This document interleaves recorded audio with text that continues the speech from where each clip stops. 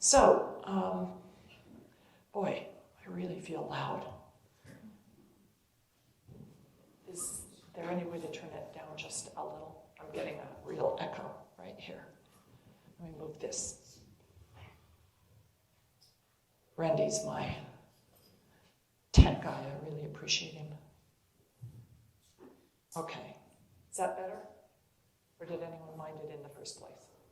Maybe it's just me. Okay, we'll go in.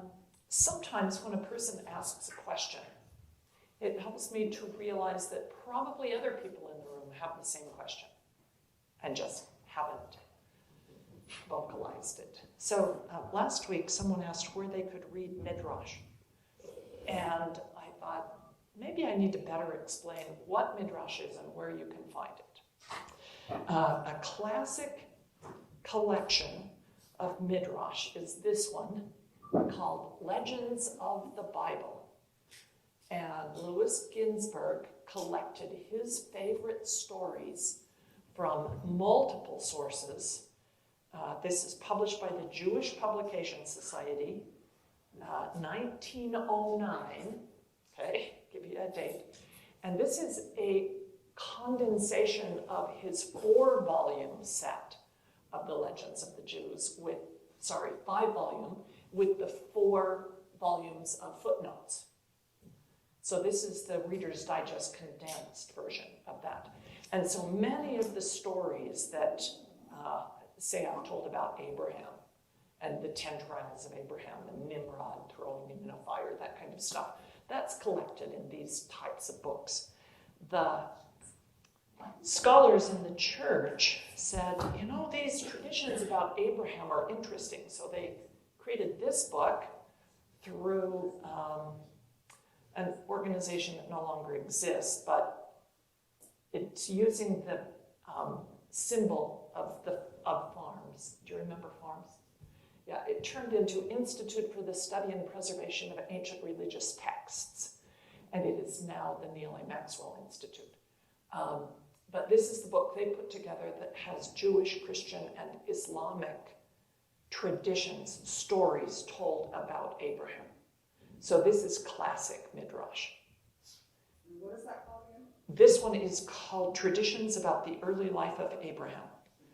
Studies in the Book of Abraham is the name of the series. And this one will run you about $350 now to try and buy it because they haven't republished it. So that's one you'll want to find at the library. Other things from that same time period that we don't really call Midrash, but it is, and Midrash means made up stories to explain what's going on in the biblical text. Because have you ever read something and you said, what is he talking about? Probably. So this is one of a 2-volume set of the Old Testament pseudepigrapha. And pseudepigrapha means writing under a false name. So this includes things like the Book of Enoch, the testaments of the 12 patriarchs, which is the 12 sons of Jacob, all kinds of interesting stuff. The Sibylline oracles. I don't know if you know that the Sibyls, okay, there's an exhibit right now up at the Leonardo of the Sistine Chapel, where they project the images on the walls and simulate that you're in the Sistine Chapel.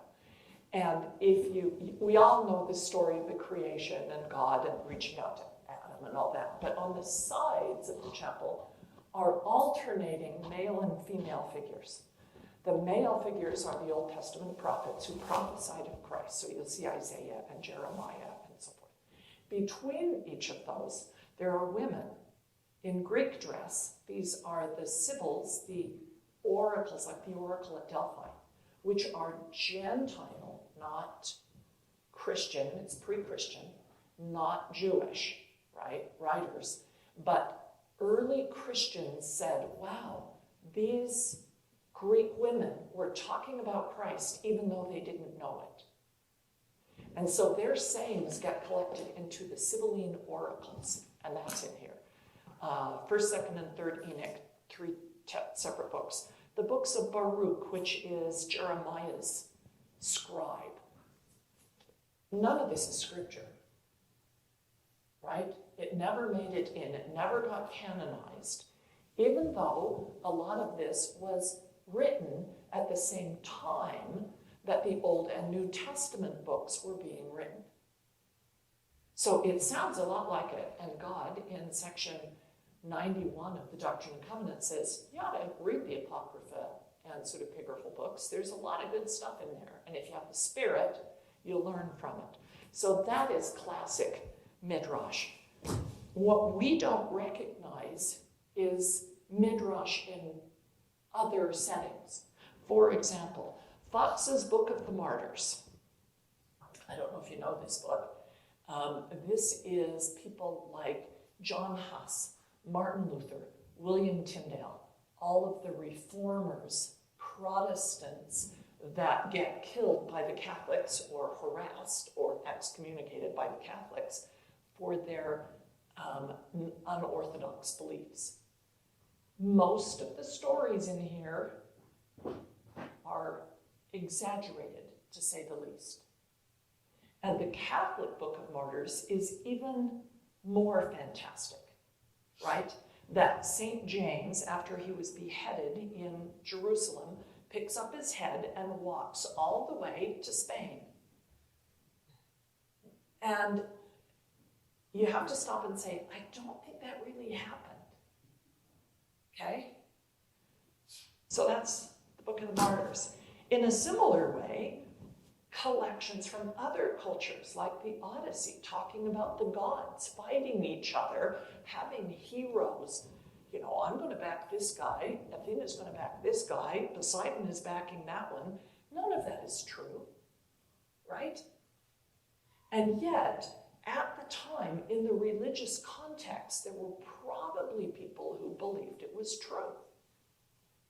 You get to Socrates and he's like, no, there aren't any of these gods. So this is, in effect, Midrash.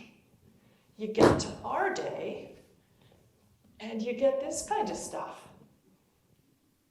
right? Where you take legends and traditions that have been handed down through the Middle Ages in the Christian church and believe they're true, or speak of them as if they're true. But it's all Midrash. If you're looking for the Holy Grail, you're not going to find it, because there probably isn't one. Probably that cup Jesus used at the Last Supper was washed and put away, right? Because they didn't know at the time it would be that significant. That's Midrash. So is virtually every painting you've ever looked at. Now, this is the Life of Christ by Esau. He did 365 paintings of the life of biblical ones. They are exquisite. I don't know how many of you got to the BYU exhibit of these. It was well worth seeing. So I bought the book. But every painting you have seen is a made-up depiction. Right? Speaking of biblical times. And even some in the Doctrine and Covenants times. We paint Joseph Smith like we want to see him. There's someone who did a study of the death mask and painted a portrait of Joseph that the death mask measurements indicate, and nobody liked it. So we don't use that, even though it's probably what Joseph looked like. So any pictures that are pre-photography are somebody's interpretation. And I think we need to explain that better to our kids, that this is how one person sees it, or this is how some people see Jesus, or this is how they depicted the event. But every painting on the walls in this building is Midrash, because we don't know what anyone looked like, what they wore, where they were, what the buildings look like. It's all Midrash. And it's beautiful, right? I just love any new Walter Rain painting I see. He's just so good. And so stories get told, like in seminary, that aren't true, but they make you feel something emotionally. That's midrash. They're probably not true. And so the church education will say, please stop telling made-up stories. That may go over, it may not. Some made-up stories are absolutely exquisite, and we understand that these are not true in the sense of having happened to real people in real places. But they teach truths that are deep and beautiful, and so we love to read them. But we've figured out in our head that Anna Karenina didn't exist, right? But there is a couple in here that you absolutely fall in love with. It's not Anna and her lover. This is midrash. And so is The Chosen. I enjoy watching The Chosen. But Jesus might have said 2% of the things they have him say. And a bigger issue was, I forget the name of the group. They're in Bountiful. Did all of the videos, animated, living scriptures. All midrash. I mean, when they did the New Testament story, they hired Orson Scott Card to write the whole thing. And he did a brilliant job, and we used to listen to it and enjoyed it. But there are so many kids I've had in primary or seminary who think Lane and Lemuel are absolute idiots, just like they're depicted in those animated stories. Well, they weren't idiots. They're not the comic relief. So I no longer have any of my copies, or I would have brought it. Gerald Lund's The Work and the Glory. Great stories, not true. The Steed family did not exist. But people to this day will drive up out of Palmyra through where the four churches are on the four corners, and past where Alvin is buried, and go up by Martin Harris's house, and then turn around on the right-hand side of the road. They're looking for the Steed home. So we should put up a sign that says, had there been a Steed family, this is where they would have lived. Okay? But it's midrash. Now, what is not midrash? Saints. It's simplified telling of the stories, but these historians are doing their very best to only write what they have documentary evidence for. And the same is true of the Joseph Smith papers. Now, how you want to interpret, and of course, generally, this is not midrash.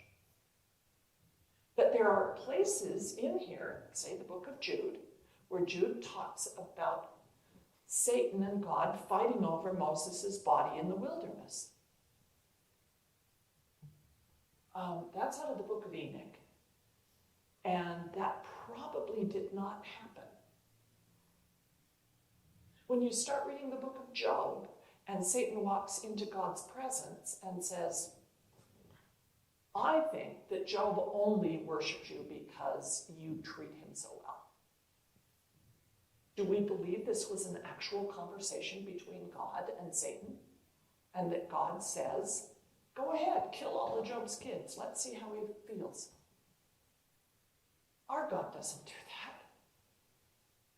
So there are stories in here that are meant to be read much like these. Okay? And ancient people understood it was not necessarily what we today call true.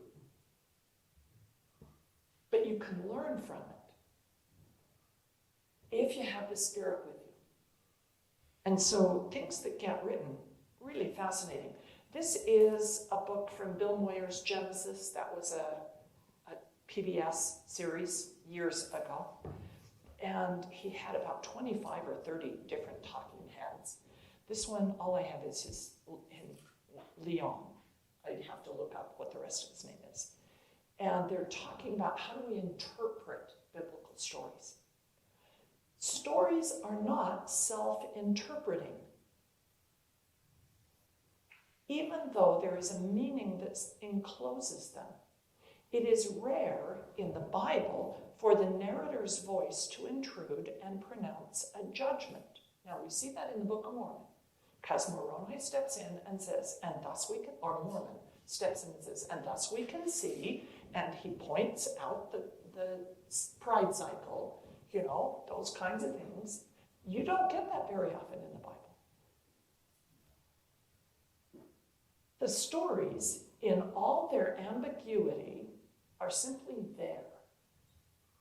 What that says to me is that for these stories to live in the life of a people, they have to be appropriated through thought, conversation, and wrestling with the text and its meaning.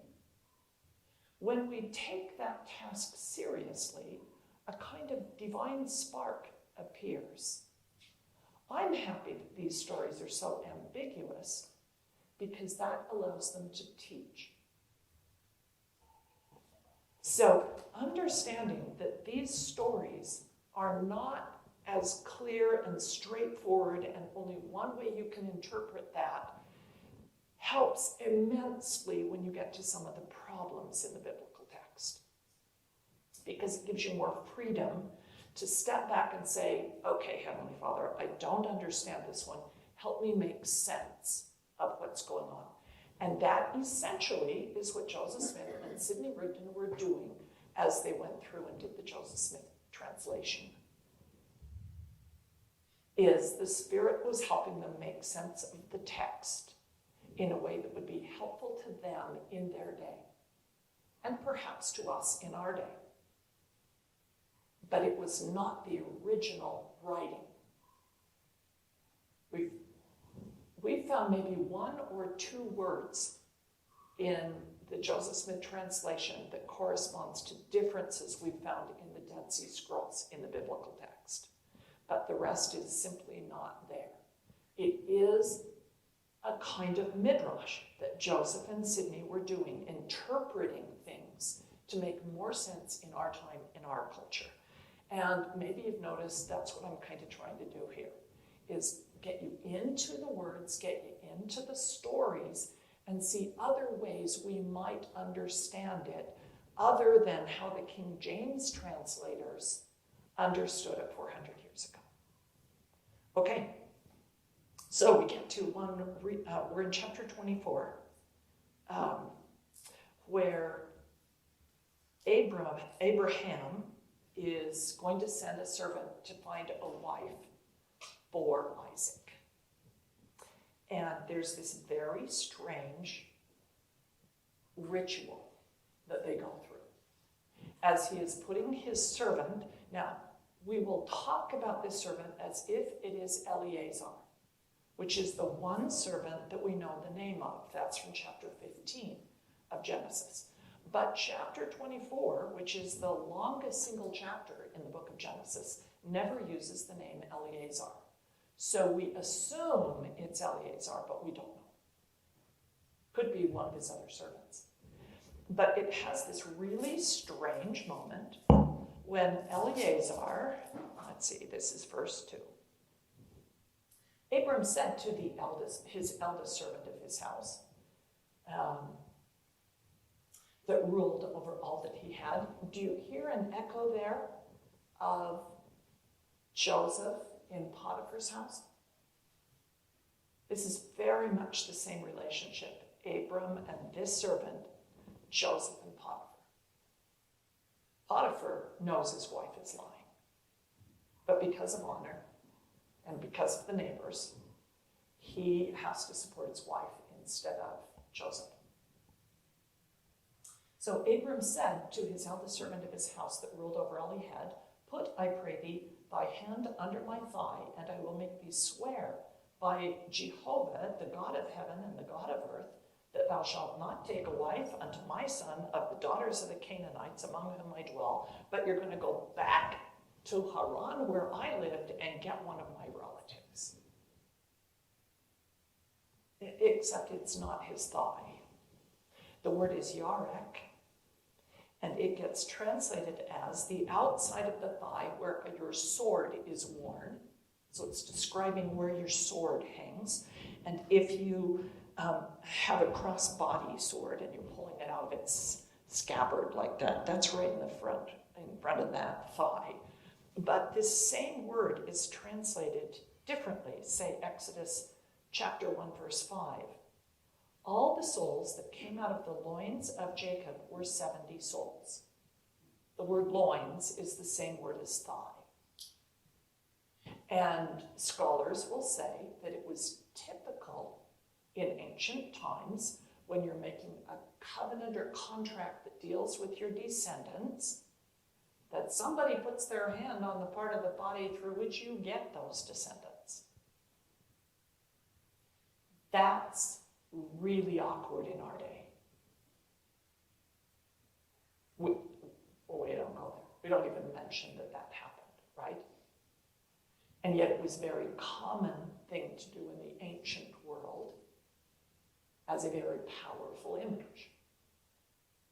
And you think about circumcision as part of this same cluster of images, that you are going to get these blessings by writing my name. This is how the Jews interpret circumcision, is writing God's name on the organ through which you will get those kids. We used to do some interesting blessings in the church where different body parts were blessed.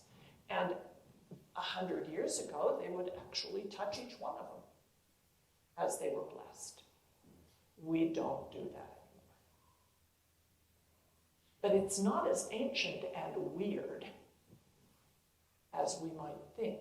The problem is that our culture has made anything to do with procreation off limits in sacred places, where that's really where it belongs. And instead, the world has taken over those images and metaphors. And that's the only place you see or hear about any of that is from a perverse, worldly point of view, which makes it hard for kids growing up in this kind of culture to suddenly let go of seeing everything to do with sexuality as worldly and evil the day they get married. It just sets people up for failure. And so in some way, we have to take that language back. I had a professor who taught me Old Testament studies who I could tell did not believe in God. And so, since it was just him and me in a class that I took from him, my college was interesting that way. If there was a subject you needed for your major and no one was teaching it, you could ask a professor to teach you. And so my senior year, I had two professors who taught me privately. Fascinating. Of course, you have to be prepared every time for class because you're the only student in the room. So I just asked him, Mr. White, I know that you do not believe that this is an actual, quote, word of God, or that there even is a God. So what got you into teaching this as your career? And he said, I cannot surrender the most important text in Western civilization to people who don't understand what it is, where it came from, or what it's saying. And he was talking about fundamentalist religious people. And so we read texts very differently, and I'm not sure we want to surrender everything that is holy to worldly things. Okay, When you get to verse 5, it says, what if the woman isn't willing to follow me? Maybe I need to bring your son with me. And Abraham says, you shall not do that. You may not, return my son. You may not return my son back where I came from. That's the word turn or shuv. This is shuv. Shuv. Shuv. Don't do that. Do not take Isaac out of the Holy Land and go eastward. And Isaac never leaves the Holy Land. Abraham came from the east to the Holy Land. And we will watch Jacob leave the Holy Land and go back where Abraham came from. He goes east and then returns west. Isaac never does that. And there are, how do you interpret that? The rabbis will say, because Isaac was offered in the temple, meaning on an altar, he has become holy. And he cannot go outside of holy ground. So he never does in the story. He always stays in the promised land. Even when there's a famine, he does not go to Egypt like everybody else in the story, like Abraham and like Jacob. There's a famine in the time of Isaac. He does not go to Egypt. And that's something we kind of miss.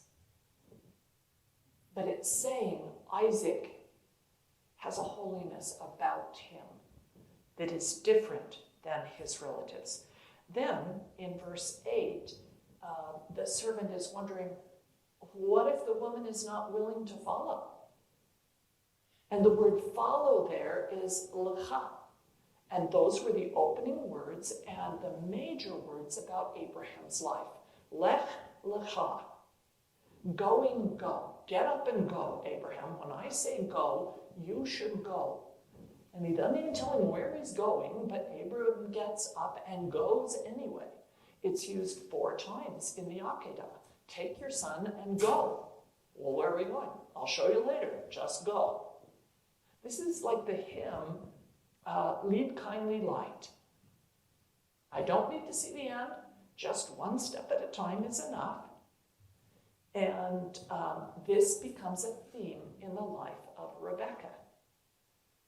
Those words, lech lecha, yelech, are going to be used about 10 times to describe what Rebecca is willing to do.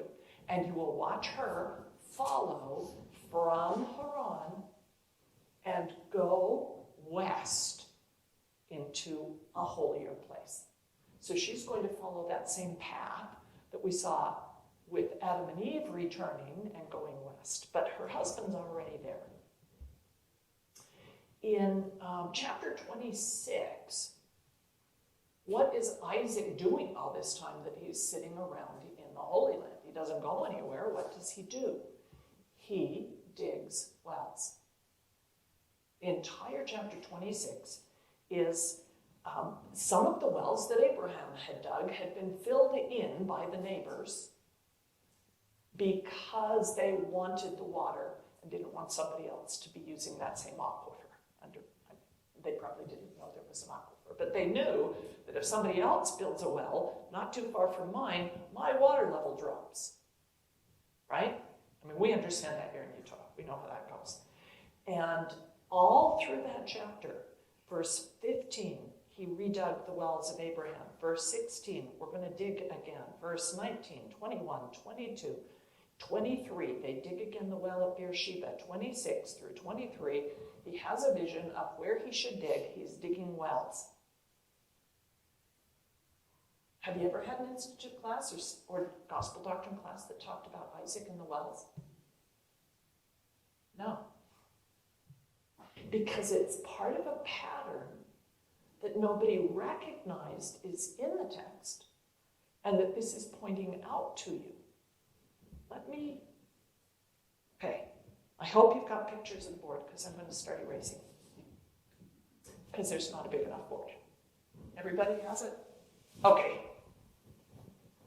So, perhaps you remember the pattern that we were looking at in Genesis chapter 1, where we had 8 squares, and they were numbered 1, 2, 3, 4, 5, 6. And the first 2 paralleled each other. They were about light. And the second 2 were about water. And the first half of the third day was about land, either dry land or land animals. And the second half of the third day was about seed, either plants or people, right? This is the theme behind Abraham's life. And you will see over and over references to light, to stars, to the sun. He comes from a town called Ur, which is the word for light. Okay? So we're going to see a lot of focus on telling stories about light in the life of Abraham. This is going to talk about Isaac. So it's all about water. So he's digging wells. Now, another way that it's telling the story of Isaac is that in ancient symbolism, water, light is associated with men, water and dry, water and darkness are associated with women. And the major mover in this story is not Isaac, instead it's Rebekah. And where does the servant find Rebekah? Well, at a well, of course, because that's where women are. And that's what women are. We skip past some really interesting verses. I wasn't meaning to do this, but this is Isaiah 51. Nope. Let me see if I can find it here. Maybe it's 50. Yes, it's 51. I just had the wrong half of 51. Hearken unto me. This is verses 1 and 2. Hearken unto me, ye that follow after righteousness. Now, hearken is hear. Shema, the Shema. Hear, O Israel, the Lord thy God is one God. It's one of the words we're going to look at today. Shema. Hearken unto me, ye that follow. Lecha. Will Rebekah follow? Did Abraham follow God? Follow after righteousness, ye that seek the Lord. Now, seek is midrash. That's drash. And we're commanded to ask, seek, knock. So if you seek Jehovah, look unto the rock whence ye are hewn. We're going to talk about Jacob and a rock, because that's associated with men, by the way. Rock, dry land is. Look to the rock from whence ye are hewn. This is the same image as in the book of Peter, when Peter talks about the temple having been built out of living stones, with stones, foundation stones. And the word stone, eben, when we were talking about building, this eben is the word for stone, and ben is the word for son. So your sons are little rocks that you build your house out of. And that's Job chapter 38. Describes that building of the house. And that's what Peter is referring back to. And of course, his name is stone. That's what Petros means. So, look to the rock whence ye are hewn, and to the hole of the pit whence ye are digged. You ever been to a quarry? If you've seen any videos or documentaries about Michelangelo, since he's come to Salt Lake, the marble for his pieces comes from Carrara, Italy. That's where the church went to get the marble to make the 12 apostles at the Rome temple. It's famous quarry, incredible stone. And I think it's very interesting that what gets carved out of that stone most often is people. Ever think about that? They're now living stones, in effect. And one of them is Peter. He's standing there with the keys in his hand, right? In that statue. Now the next verse. This is paralleling the rock and the pit. Look to Abraham your father and Sarah who bore you. Now, that's pretty graphic if you follow through that parallelism. Abraham becomes a rock in having children, in begetting. And Sarah is the pit. And you will get little stones out of that quarry that she is. This is language we don't use much anymore. But it's biblical imagery, and if we don't read it well, we completely miss references to the covenant and land and seed and water and etc.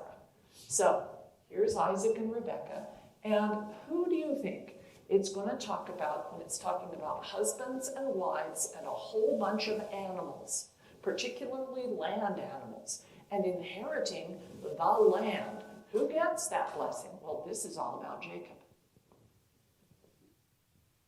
And that's how the rabbis interpret why the stories of Abraham and Isaac and Jacob are written the way they are. Why did they choose? I mean, there must be a whole lot of other interesting stories about Isaac.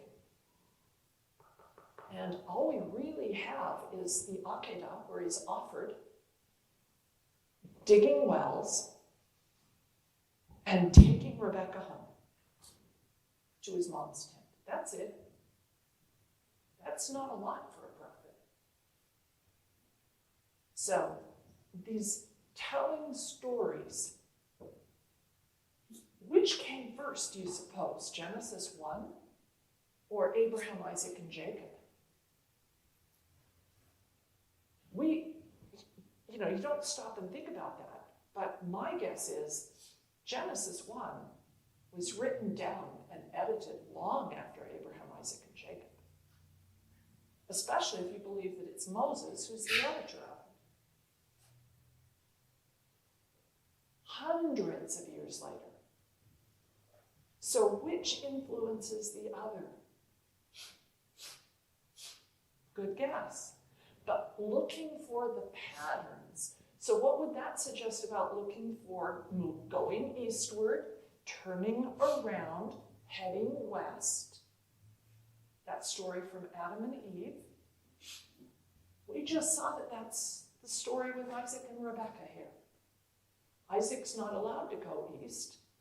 And Rebekah, you find her out there next to a well. You could see that as, the font on the back of the oxen. Out in the courtyard in the world, and then she heads west. And,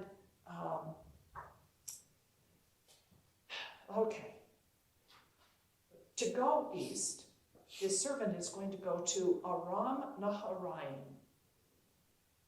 And we go, okay. I don't know if you open up a map and say, where is that? I say, what is that? What do those words mean? And Aram means a high place. Ram is high, elevated. Like Abram. Okay, his name, Abram. That's an elevated father. It gets changed to Abraham, and Raham is many or multitude. Okay, so once it becomes a dad, his name changes. So that's Aram, and this is Naharaim. Nahar means river. So it's the elevated land between two rivers, and in the ancient world, the Middle East, those two rivers are the Tigris and Euphrates. Those are the two rivers. So they're going back to Mesopotamia, and if you look on maps, you'll find Haran right up there between the headwaters of those two rivers. So there's hints in the names because they're describing where the city is or something about it often. And names and where things take place, whatever. When I was reading this, it talks about hardly people are going to a town. They don't name it.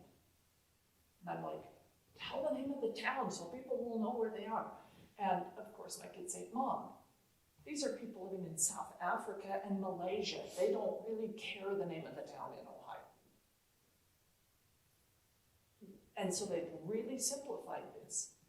But in the Bible, and certainly when you get to the life of Christ, every single thing he says and does, he does at a certain location because of the symbolic meaning of where he is. And so you want to pay attention to where Jesus is when he says and does certain things. Even where the 12 come from. 11 of them are from Galilee, and 1 is from down south in Judah. Who do you suppose is down in Judah? Yeah, Judah. We call him Judas, but his name is Judah. And I don't know if you can sense that that's really almost the 12 tribes. And the 2 that fight against each other, Judah versus Ephraim. I mean, these are things that are going on in the minds of the people reading this in the day it was written. Okay. The servant asks that God will show loving kindness. This is verse 12. Show loving kindness or chesed. This is a really important word, chesed. We've talked about it before. Preston Elder Dudendorf's favorite word. But it represents the covenant obligations that the 2 people in the covenant have for each other. God has promised to give seed, he's promised to give land, he's promised to bless Abraham. So the servant says, okay, God, make good on what you promised, show loving kindness and help me find the right wife. Because it's so important to my leader.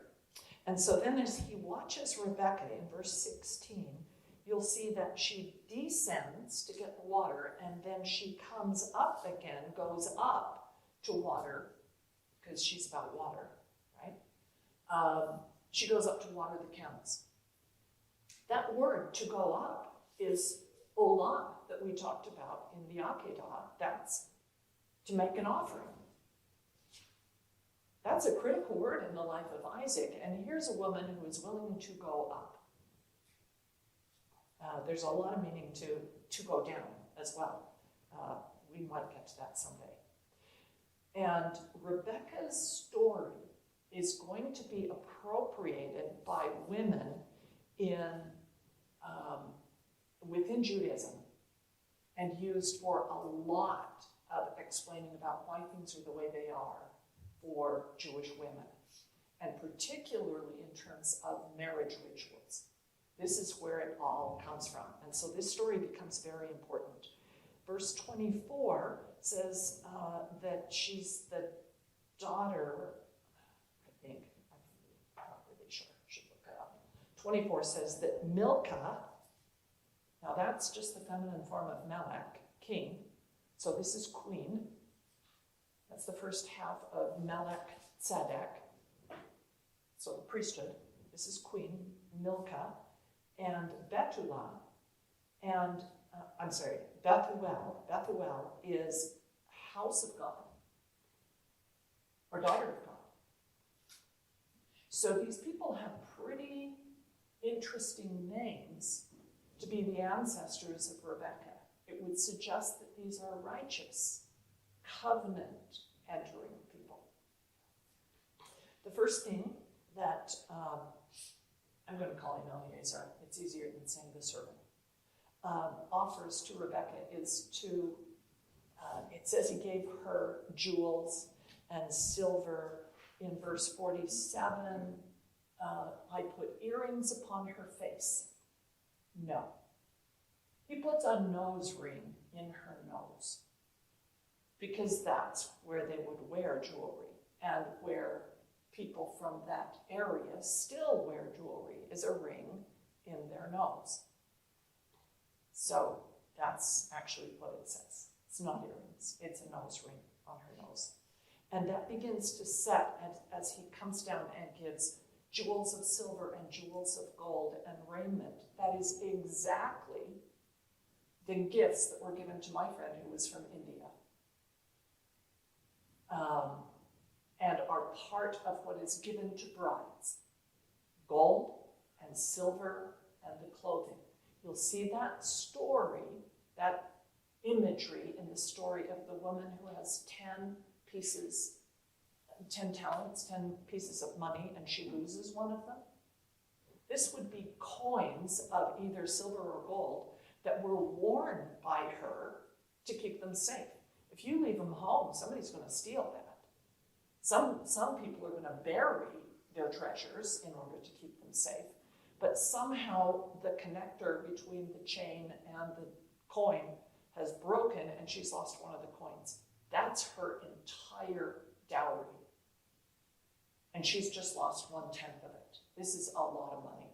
And it is the money, the dowry, the gifts given to the bride are part of how you contract a marriage. And the dowry is not meant to just enrich her dad and her brothers, although it often works that way. The dowry is meant to be her backup if her husband dies. That her husband has put this money essentially in an account for her. It's where we get the whole concept of alimony. Because if there's a divorce, she gets a certain amount of money, and it's her entire dowry, probably plus more. But there is no Social Security, and her dad and brothers don't want her coming back again and being financially dependent upon them. So the husband is agreeing to pay all of her expenses for the rest of her life in this payment he's giving to the brother or dad.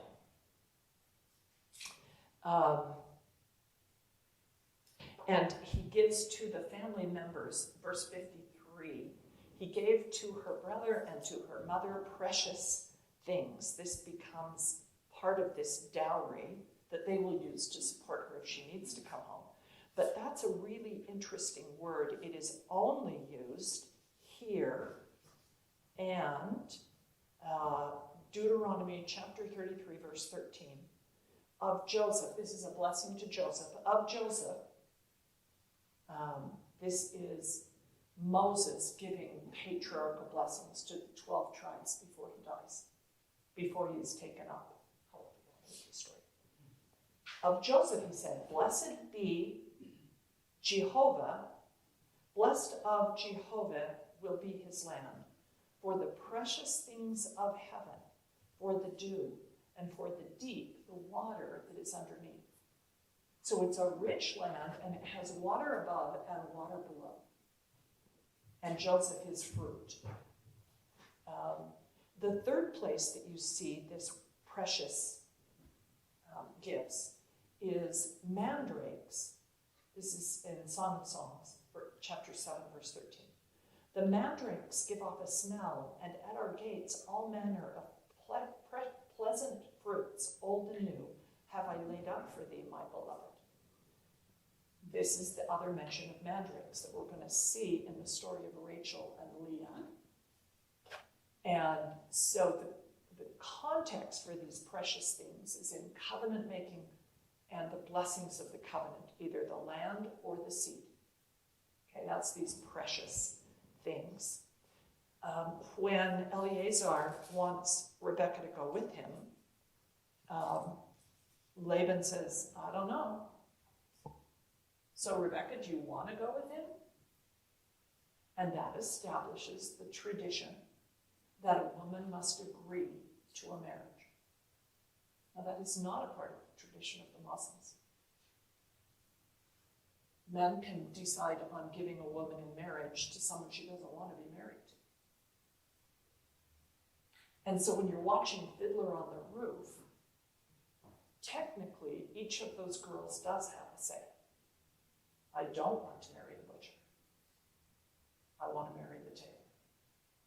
Now, she may not be able to choose her husband, but she can choose whether or not to marry the guy. And that was powerful, because in most cultures of the world, women didn't have that power in the ancient world. They were told to marry who they were told to marry, even and especially if they were rich and powerful, right? All those marriages between monarchies, it's all political. Okay, so the bride's consent. And then in verse 60, her family blesses her. They blessed Rebekah and said to her, "Thou art our sister. Be thou the mother of thousands of millions, and let thy seed, your descendants, possess the gate of those which hate them." Meaning, may your descendants rise up and turn the tables on people who oppress them. This is kind of what's happening in Israel right now with Palestinians. That Arabs and Palestinians held that land for almost 2,000 years. And the Jews go back and say, this was our land first, and we're taking it back. And that's this blessing. And this becomes a part of the blessing that is pronounced on each bride as she gets married, is a blessing from her family that they are agreeing and that they hope things will go well for her. Now, figuring out thousands and millions, these are not the words that literally mean thousand and million, because they don't have those words in Hebrew. Thousand is Aleph, which is also the number, that's the first letter in the Hebrew alphabet. It means ball, it means a tall oak tree, and it means 1,000. Good luck with that. And then where it says millions, it simply is a word that means multitudes, tens of thousands.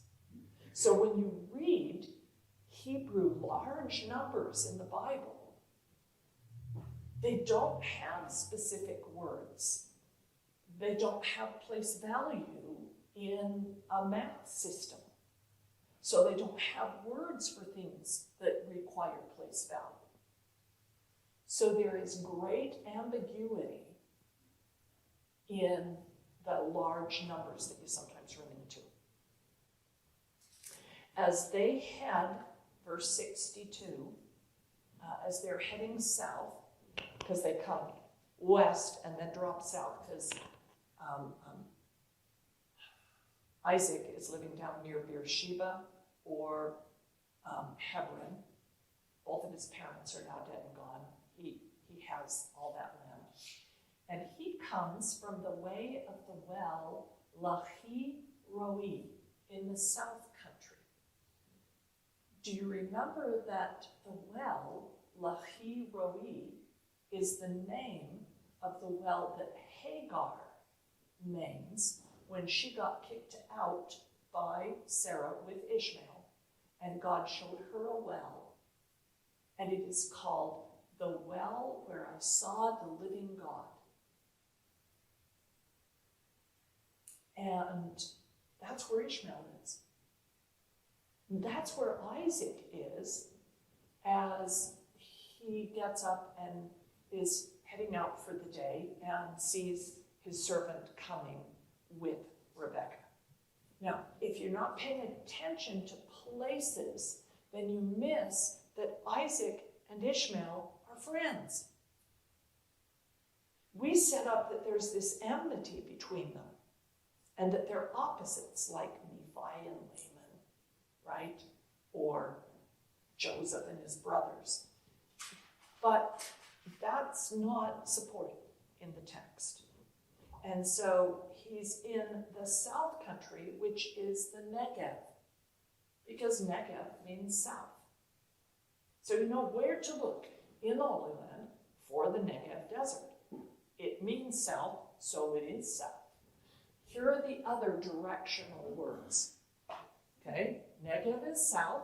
Kedem, we've seen from Genesis 2 through 4, that's east.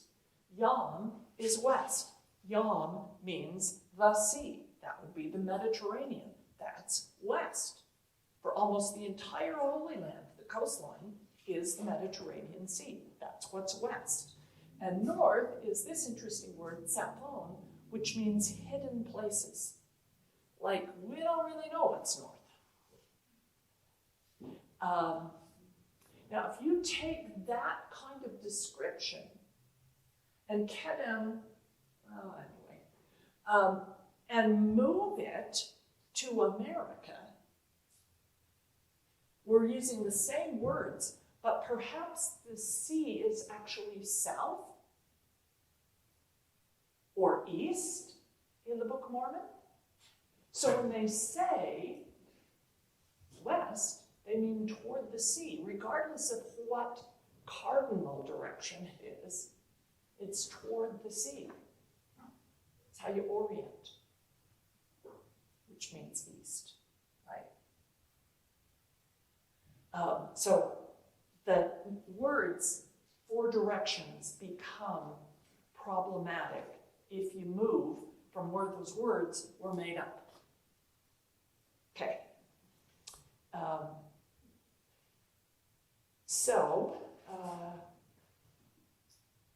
Rebecca lifts up her eyes and sees a man coming.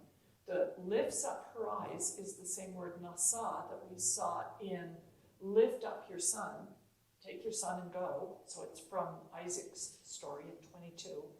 And see, that's road, that's the word for seer, but it's also part of the name of the mountain upon which Isaac was offered. Moriah, the where God is seen, the mountain where God is seen. And behold, that's the word hine. So we're getting all this language that was important in the previous story of Isaac, that is now important as Isaac meets Rebekah. It's like, just as that was part of his destiny, so is this. And so she lifts up her eyes and sees him, and falls off the horse, off the camel. I don't know if she literally fell off the camel or if she dismounted. But if you've got Isaac and Rebekah meeting and they're just going to consummate their marriage, because that's the whole ceremony, of course you need a fall, right? In order to get kids, you need the fall. So there's your fall. And then she veiled herself, and that becomes a tradition within Judaism, that the bride is veiled. You've seen it in Fiddler on the Roof. And Isaac brought her into his mother Sarah's tent. And he took Rebekah. They consummated the marriage, and she became his wife. And he loved her. Notice, first they get married, then they fall in love. And so you get a song like, "Do You Love Me?" For 25 years, my bet is his. If that's not love, what is? You love me. I suppose I do. Well, I suppose I love you too. This is the first mention of love is Isaac, the beloved son. And it becomes a major theme in the lives of Isaac and Rebekah and who they love and the problem that their love is going to cause in the lives of their sons. Because one of them, Isaac, loves Esau, and Rebekah loves Jacob, and both boys know that the other parent doesn't love them. And that is a huge problem in families. When a child realizes that his parents or her parents don't love her for who she is. I had a friend who was expected to become a ballet dancer. She couldn't dance. She was stiff as a board. But she had 17 years of ballet because that's what her parents wanted, was a ballet dance. And her brother, well, he needed to be a football player. And he was about 5'7". And I'm sorry, you just can't be competitive if you don't have mass, right? At the older you get.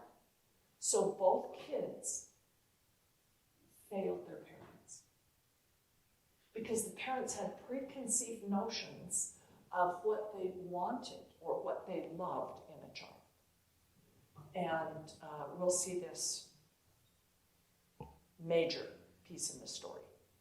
So by going into Sarah's tent, the Jews will say, she inherits all of the blessings that Sarah brought to the covenant people. Sarah's tent was the school that she taught the women in. So Rebecca now becomes the teacher in the school. The tradition about Sarah is that she always left the door open for anyone passing to come and get food. So Sarah is famous for having fed the poor, just like Abraham did, right? When the 3 men show up and he feeds them well. Sarah's doing the same thing over at her tent. That hospitality becomes a major piece of Islamic tradition. And when my son lived in Qatar, he knew that he could go to any of these big fancy homes, and if they're holding a party, even if he doesn't know them and they don't know him, he can come to the party and they will feed him. And there's a walled room that is part of their courtyard that anyone could come at any time and ask for food, and they will be fed. And Steve said, they were having a big party, and I thought, let me test this, see if it works. So he walked through the door, and someone says, may I help you? And he speaks Arabic, so he said, is it true that I can just come and you'll feed me? And they said, absolutely. Come on in. So that hospitality, this also goes back to Sarah.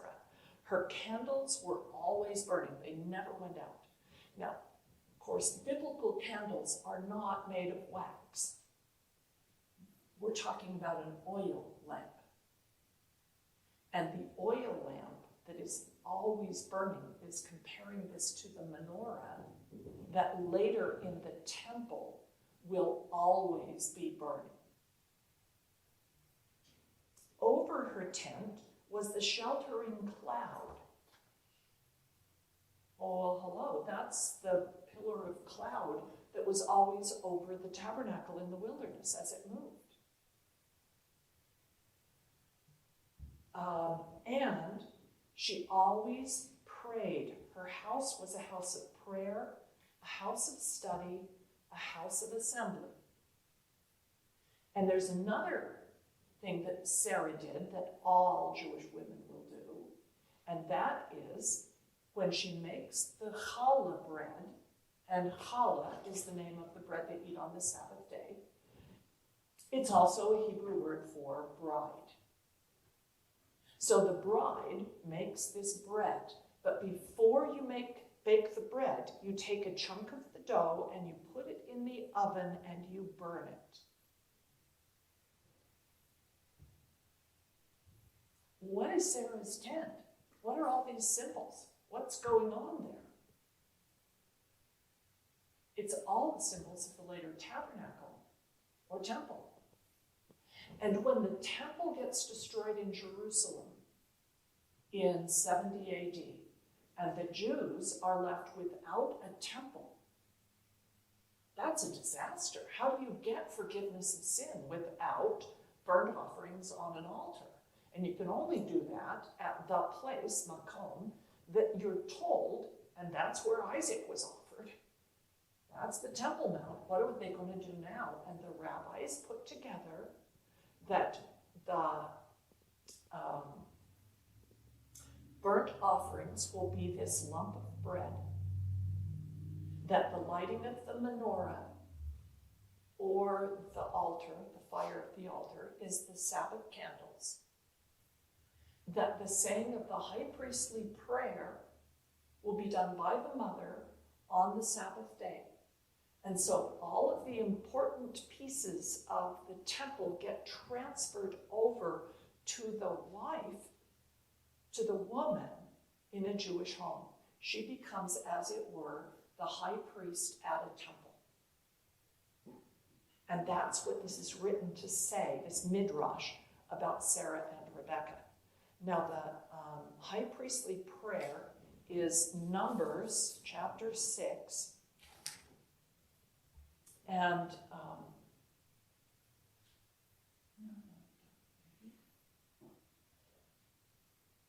no, that's a different one. Sorry.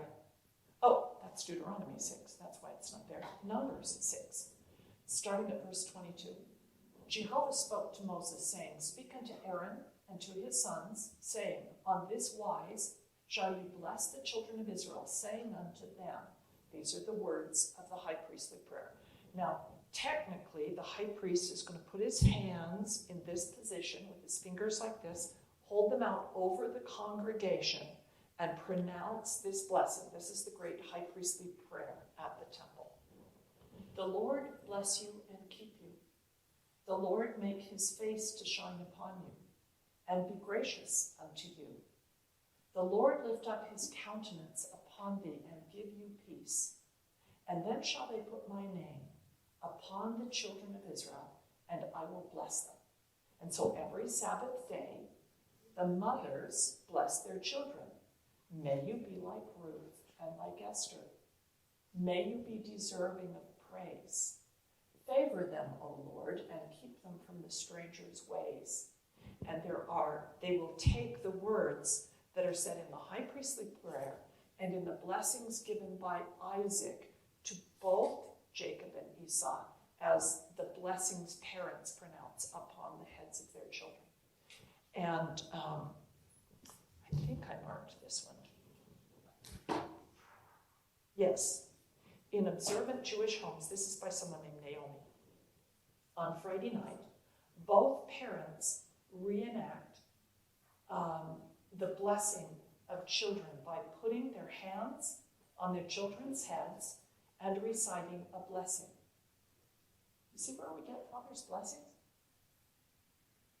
But we completely miss that we should be giving mothers blessings. Both parents are involved in doing this. By internalizing the blessing of our parents' love, we acquire self-esteem and confidence and a deep sense of security. Their blessings tell us that we matter, that we are valued. And what we'll find in the life of both Isaac and Esau is that both of them desire blessings.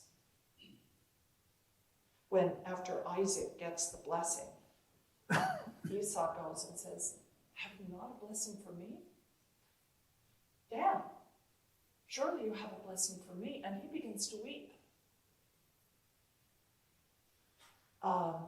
Somebody, I forget who it was, said, I had some kind of rebellious kids and they didn't really want to have me give them a father's blessing. But every single time we had family prayer, I thanked God for them and told him all their good traits. And that's how we could perhaps incorporate this tradition in. Now, I talked about how the only marriage ceremony for Isaac and Rebekah really took place back with Laban, her brother, where he agreed to let her go and accepted the payment. There is a possibility that they wrote down some kind of document. And then Rebekah comes with the servant, and Isaac meets her and takes her into the tent, and they are now married. And there's those three ways are how marriages were performed in the ancient world. So nothing like standing under a canopy and a rabbi repeating a bunch of words or being married in a temple. other than that Isaac and Rebekah are going into Sarah's tent, which symbolized a temple, right?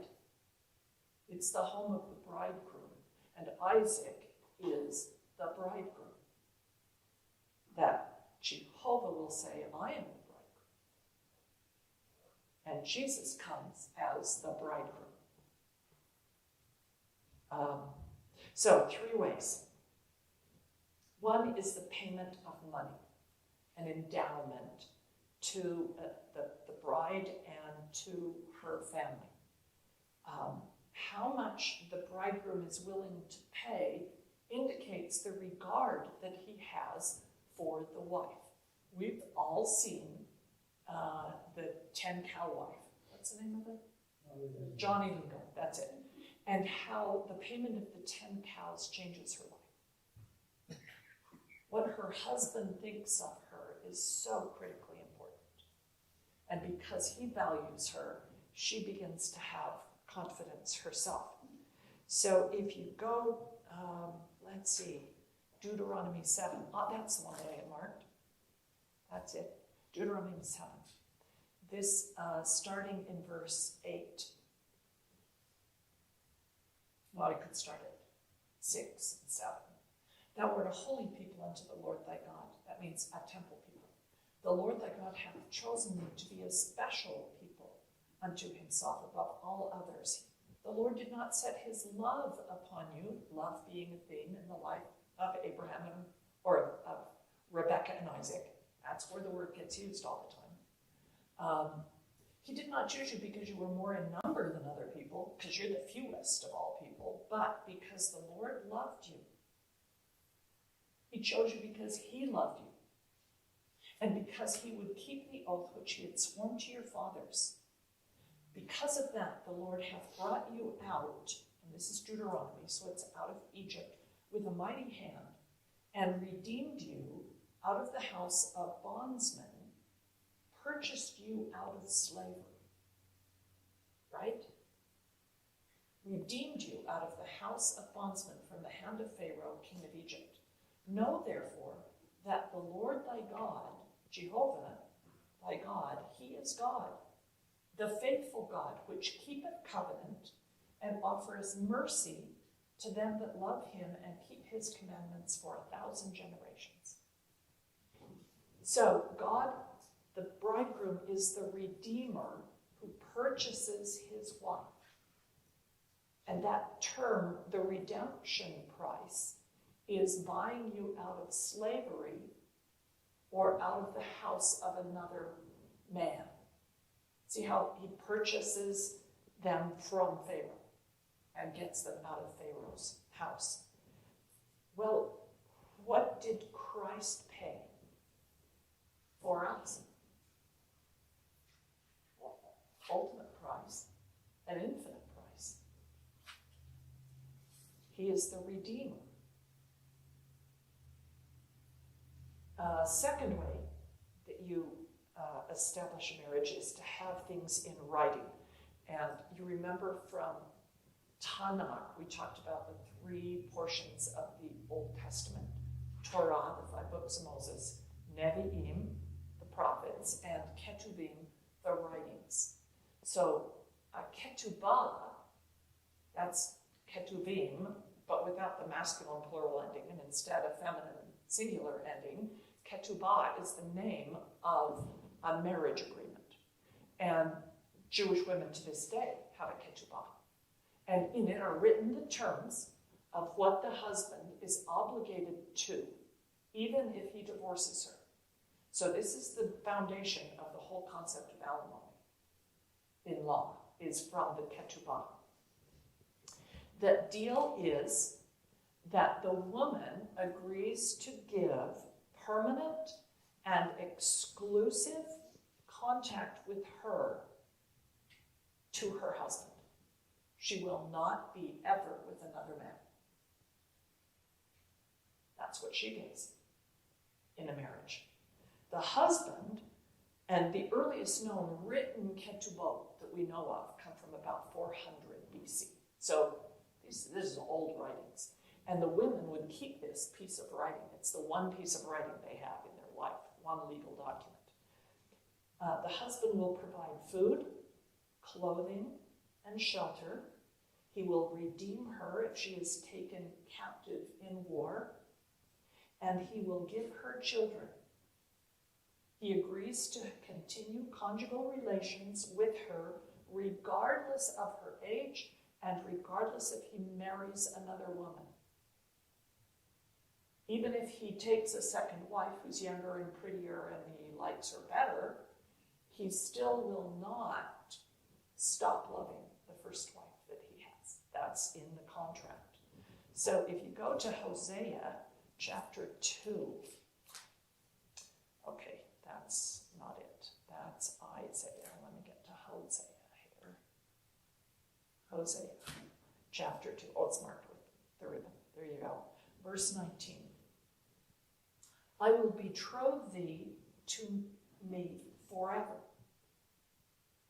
I will betroth thee to me in righteousness and in judgment and in loving kindness and in mercies. I will even betroth thee to me in faithfulness, and thou shalt know the Lord thy God. Remember, know means to have intimate relations with. And that is the third method of establishing a marriage. If a man and a woman have intercourse, chosen or forced, they are considered married by their community if the woman wants to stay with him. Because she'll never get another man if she is no longer a virgin in their culture. So she may be willing to stay with this guy because her dad and her brothers don't want to keep supporting her. Can you see the difficult situation women were in the ancient world? And the traditions are created to try and give her some kind of security. And that has always been a part of God's law, is to protect the rights and privileges of women in marriage relationships. Now, this is going to come up again when we hit Genesis chapter 34, where you have the sister of the 12 tribes. Her name is Dinah, and she has intercourse with Shechem. And it's always told as if he took her against her will. We don't know. But Shechem loves her. Perhaps she loved him. Did her brothers accept her choice? Did her brothers accept the dowry that was paid for her? You can see who's in the wrong in that story, and it's not Shechem. By all of the rules. And so, of course, when it all becomes a disaster, Jacob is just appalled at his sons because they've broken every rule, every law.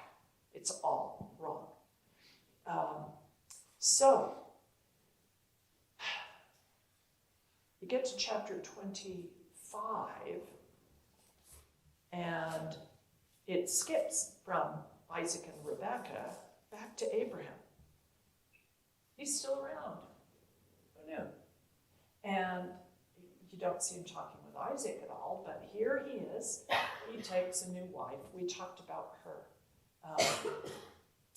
And he gives all that he has, verse 5, that means all the land, to Isaac, but gives presents to the other 6 sons that he has with Keturah, and sends them away eastward. Who gets to keep the promised land? The temple, the covenant. You see how that's falling out here? Goes to Isaac, not to these other 6. And then Abram gave up the ghost and his sons, Isaac and Ishmael, buried him next to Sarah in the cave of Machpelah in Hebron. So, in verse 19, these are the generations or the births to, this is one of the 10 Toldot lists of generations in the book of Genesis. These are the generations of Isaac, Abraham's son. Abraham begat Isaac, and Isaac was 40 years old when he took Rebekah to wife. And Isaac entreated the Lord for his wife because she was barren. Later we'll find that they'd been married for 20 years, and she'd had no children. And Isaac is praying for children. And Rebekah, his wife, conceived. And the children struggled together within her. And she says, if it be so, why is this going on? If I'm supposed to have kids, why am I having such a terrible pregnancy? And she went to inquire of the Lord. You do not often see women taking that step. It's often they go and they ask their husband and he inquires for them, perhaps. But here, Rebekah inquires of the Lord and he answers her. The Lord said to her, 2 nations are in thy womb, 2 manner of people shall be separated from your bells. The one people shall be stronger than the other. The elder shall serve the younger. No, it doesn't actually say that. It says the greater will serve the lesser. It doesn't say older and younger. It's not set in stone yet as to which will rule. Right? It's very ambiguous. Well, of course the greater will be served by the lesser. But how do they become greater and lesser, and in whose eyes? And so we will see this contest that begins in the womb, the wrestling between the 2 brothers. You almost see a wrestling between Rebekah and Isaac, right? Over what they're doing with their sons. And Isaac, of course, loves Esau. Esau's name is this, and it means to do, asa. It's a very generic name. He later will be known as Edom because he is apparently redheaded or has a very reddish skin. And Edom means red. Along comes Jacob, Yaakov, which is the supplanter. So, I don't know, did Rebekah like them best when they're just first born? She liked the looks of the one, and yet that's the one that gets the rather ambiguous name. And it's like he's grabbing a hold of Esau and trying to get what Esau has from even before he's born. There is nothing in the description of Esau at this point in the text that is negative. It describes him as being red all over like a hairy garment. Well, those exact same words, that hairy garment, that's what Elijah wears. That's what John the Baptist wears. And so Esau, as the oldest son, inherits that kind of clothing, a skin garment that has symbolic meaning. So not only does he maybe have more hair, but he also is the one who inherits the clothes. And as the boys grew up, Esau was a cunning hunter. Now the word cunning, that has a kind of negative connotation. But the Hebrew there is yada, meaning knowledgeable. He's a good hunter. He's hanging out with animals. He's red like Adam. I don't know if you can see this, but there's a lot of imagery, and he's going to inherit the clothing handed down from Adam, that skin clothing that helps hunters in the past, right? That we talked about Nimrod and etc. He is a man of the field. That's a word used to describe Adam. He's with the animals in the field. Sadeh is field. Jacob, on the other hand, was a plain man. Terrible translation. The word there is tum, as in tumim, having integrity, complete and whole. Urim and Thummim. And he dwelt in tents. So that's a really powerful image, connecting priesthood, because the high priest has the Urim and Thummim and dwells in a tent. Who's going to inherit Sarah and Rebekah's tent? Well, that's Jacob's wife, Rachel, who's going to inherit that tent. Not for long, but she's going to die. But you begin to see this contest between two different ways. And Esau the story is told that he falls like Adam. And he actually doesn't value the priesthood things so much.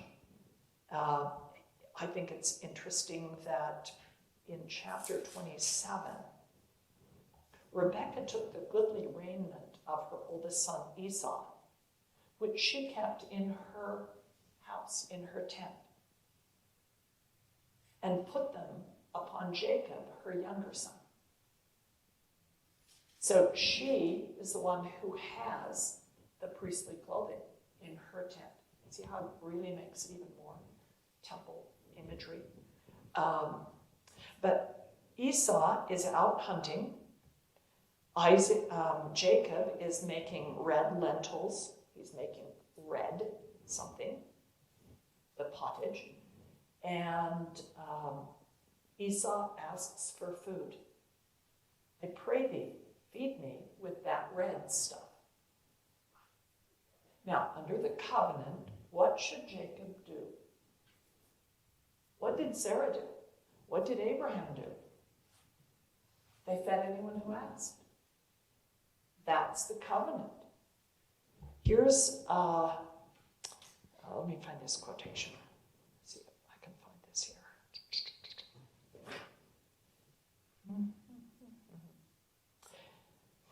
Yes, this is Jeremiah 31:25. I, God, have satisfied the weary soul and replenished every sorrowful soul. Job 22:7. Have you given water to the weary to drink? Or have you withheld bread from the hungry? And are you righteous or are you not? How does Jacob look at this moment in God's eyes? He's not keeping the covenant, and yet he wants the blessings. He wants the birthright. I think you all know what the birthright is, and here's the word, Bekora. The birthright is that you will inherit the land, and you take everything that your father owns, and we've got two brothers here, right? We talked about two brothers before. Okay. You take everything the father has, you divide it into thirds. You take the number of sons, say Jacob has 12, you add one, you divide everything into 13 parts. Joseph will get 2/13, and each of the other brothers will get 1/13. In this case, you only have 2/3 and 1/3. So the birthright is the 2/3. The younger brother or the lesser gets 1/3. And with that 2/3, you are expected to feed every stranger, take care of your mom, take care of unmarried sisters, take care of and provide for any children that are born to your brothers if your brothers die. That's why you get 2/3, is to provide for other people in the family and to keep the covenant obligation. How's Jacob doing? That he wants the birthright, yet he's not willing to do what the covenant is. This is going to become a real issue for Jacob of what does he value? And as we talk about him going to West and getting married and then bringing his wives home, he's still struggling when he reaches that river to cross into the promised land. He still doesn't know what matters. He's still struggling with what the covenant blessings entail and require. So that's what we'll talk about next week, is Jacob and Esau, and then Jacob and Esau. When we slow down and not necessarily accept a translation at face value, we may find that people who are always depicted negatively in Scripture, that's only in translation. That's only because the translators interpreted it that way. And remember, like we read, all texts require interpretation. But if you can get back beyond somebody else's interpretation to what the author wrote, you may be able to interpret it more truthfully or learn more. And I hope that that is helpful to you, and especially that we can learn lessons from the dysfunctional nature of this family and not repeat their mistakes. Because for sure, this enmity between the brothers was caused by the unequal love of their parents. That we might be wise is my prayer in the name of Jesus Christ. Amen.